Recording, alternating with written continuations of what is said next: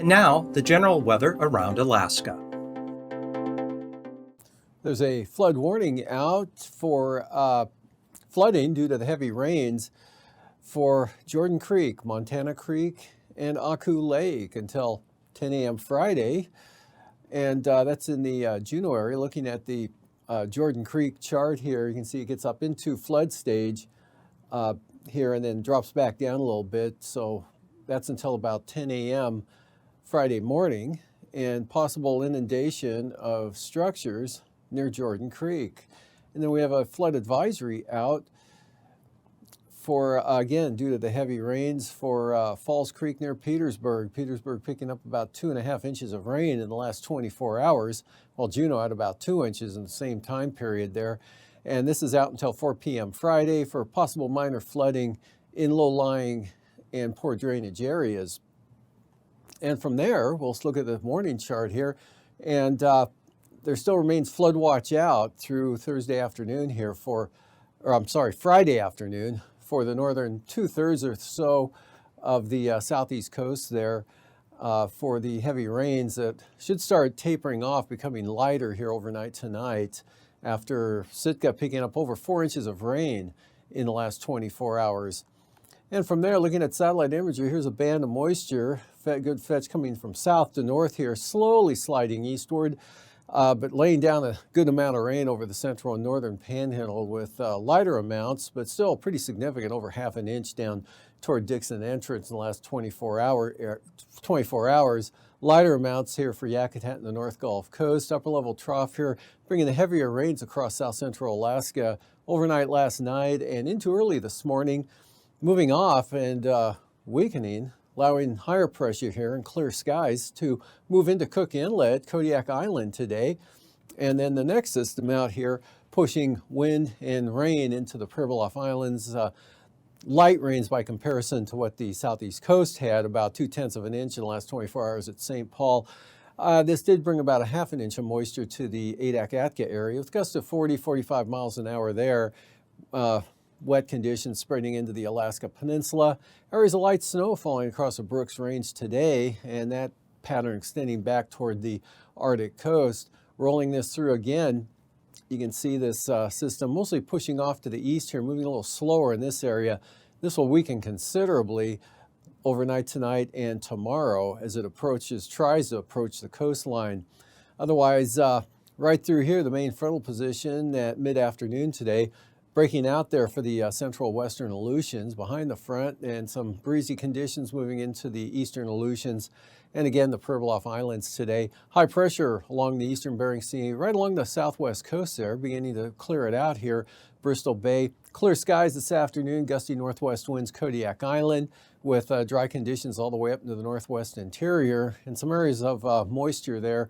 Mainly snow in the Brooks Range, mixture there for the Arctic coast and North Slope, but amounts pretty light up there.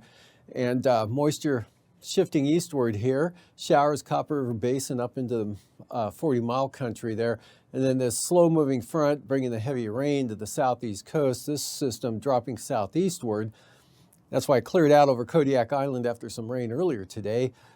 It's kicked off to the southeast there, and tonight kind of rotates back into the Gulf of Alaska there. This front finally sliding eastward here, so some steady rain over the southern areas, becoming a little more intermittent and lighter up to the north with not much gradient there. So winds will lighten up from the gusty conditions you had earlier ahead of the front. Still some snow showers along the Alaska Range looking into the Tanana Valley, and up here along the eastern North Slope, central eastern Arctic coast to a very weak trough extending down from a low that's up over the Arctic Ocean.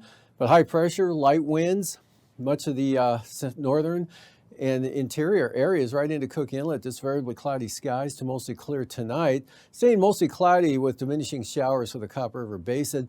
And this front you can see already really starting to weaken now. Not much of a gradient associated with it. The main low hanging back toward the Russian coast there. And the precipitation field narrowing. And that's leaving dry conditions for the Aleutians with all the moisture now up to the north of the chain there.